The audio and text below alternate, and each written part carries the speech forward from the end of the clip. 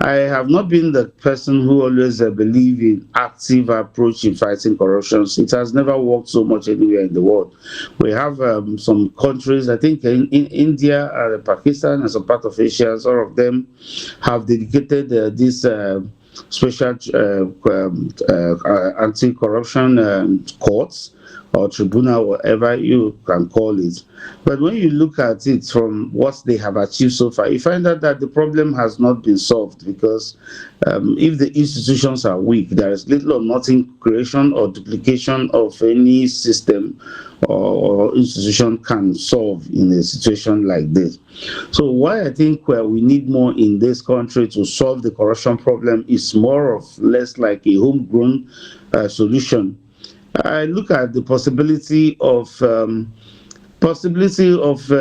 of amnesty to some of our political elites because what are you prosecuting? Are you jailing somebody who has kept generational wealth overseas? Let's get this clear, please, Prince Nixon. You say that we need a sort of maybe political amnesty, if I'm to get it right, to some of our political elites instead of trying them and persecuting them. Is that what you say? Like people who found out that they indulge in corruption or corrupt practices. Are you saying we should go on to find a way to empower them, grant them amnesty instead of persecuting them?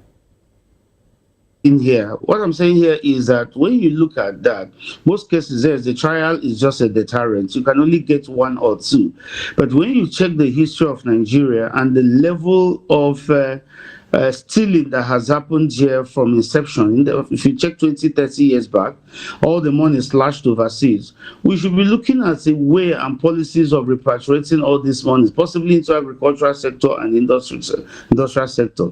And we all know that if you get so selective, one party comes, the other one says is my tribe, and the other one says is my political associate. We cannot get anything out of this. We're just looking at just a handful of people. When you look at the whole system in Nigeria today, even look at your the media sector, for instance, if you want to put everybody in jail by trial, almost every Nigerian, 80% should be in jail, including those who are heading some marketing organizations in the media. I have a situation where a friend reported that his head of marketing had to be diverting some of their sales to a personal company while he's in charge of the working for organizations. And you don't think that that's as a result of the fact that people are beginning to learn from, political, let's say, bigwigs now, people that you elect. For example, someone told Nigerians that you can suddenly sleep and wake up and be a governor in the state. And when that happens, that shows you're cashing out a lot. So now I want to ask you this question. For example, in Nigeria as a nation now, we're having economic meltdown, as some persons will say. We're not really getting, economically, Nigerians are bleeding. And then we see the number one person, or rather the presidency at this point in time, living larger than life, purchasing so many things, Escalade, the yacht, even the airplane and all that. And where's the moral standard for you to now wake up to say you're trying to tell the people who happens to occupy a lower, let's say lower base on how to not to be corrupt and how to prioritize the people when you that happen to be at the top of the affairs is not really doing the same?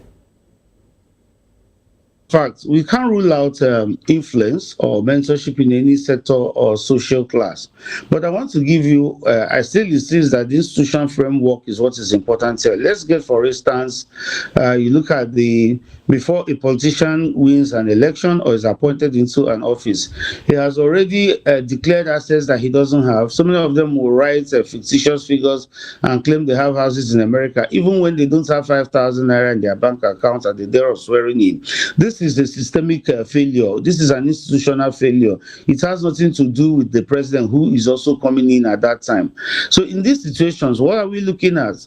We should look at policies where we can use tech and also to track all these things. If there is a kind of assets declaration and there is a process whereby we can link all this, we should leverage the tech we have today, the BVN. If the banks can integrate and track those who have loans in other banks, the country can as well do that and make sure that all these areas are proactively taken care of to minimize it. And it will be easier for us to preserve evidence in court